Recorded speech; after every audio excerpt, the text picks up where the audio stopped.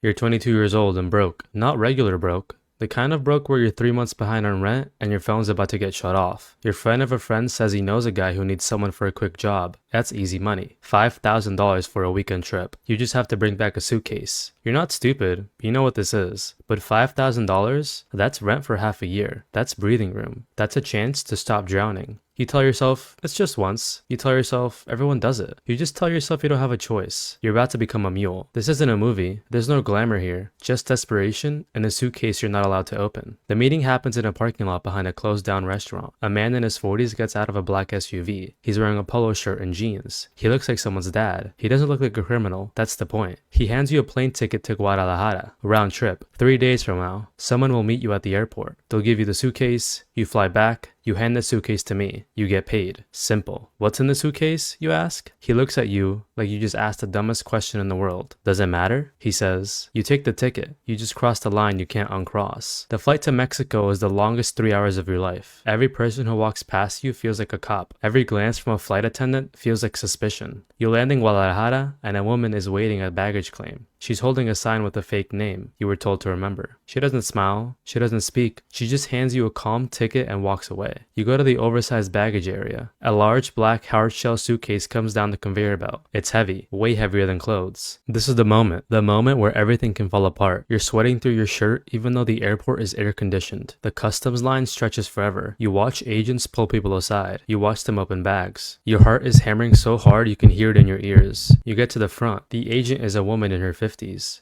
She looks tired. She barely glances at your passport. Anything to declare? She asks in English. No ma'am, just clothes. She waves you through. You don't feel relief. You feel sick. You just smuggled drugs across an international border. You're a criminal now. Not in theory, in reality. The return flight is worse because now you know what you're carrying. 30 kilos of cocaine. You did the math in your head. Street value somewhere around $2 million.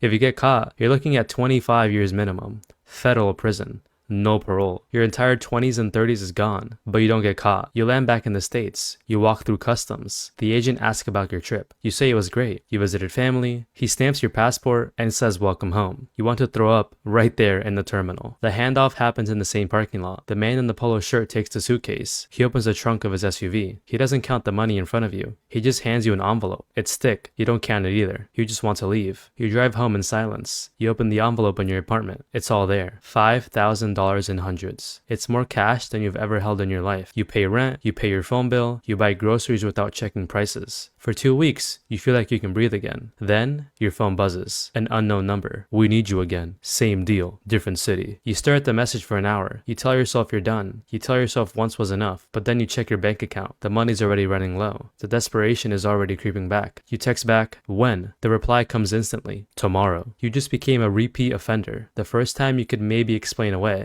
Desperation, a mistake, even bad judgment. But the second time, you're in it now. You're part of the machine. The second run is to Colombia. The payout is $8,000 because it's further and riskier. The process is the same. Fly in, get the suitcase, fly out. But something feels different this time. The woman who meets you at the airport in Bogota looks nervous. She keeps checking her phone. She hands you the claim ticket and disappears into the crowd faster than before. You get the suitcase. It's even heavier this time. 40 kilos. You're dragging nearly 90 pounds of product through an airport. Your hands are shaking as you get in the customs line. The agent is a young guy, maybe 30. He looks at your passport, looks at you, looks at the suitcase. Business or pleasure? Business. You lie. What kind of business? Sales. You're a sales representative. For what company? You blank. Your mind goes completely empty. The seconds stretch. He's staring at you now. What company? He asks again. His hand is on his radio. This is it. This is where your life ends. Then a voice behind you. Hey, is this line moving or what? The agent glances past you. He stamps your passport. Next. You grab the suitcase and walk. You don't run. Running is suspicious. But every step feels like walking on a tightrope over a canyon. You make it through. You make the flight. You land back home. You do the handoff. You get the money. But that night you can't sleep. You keep replaying that moment at customs. The pause. The questions, the way his hand moved towards his radio. You were 1 second away from prison, one impatient passenger away from 20 years. The money's in your closet, but it feels like it's burning a hole through the floor. You're starting to realize something.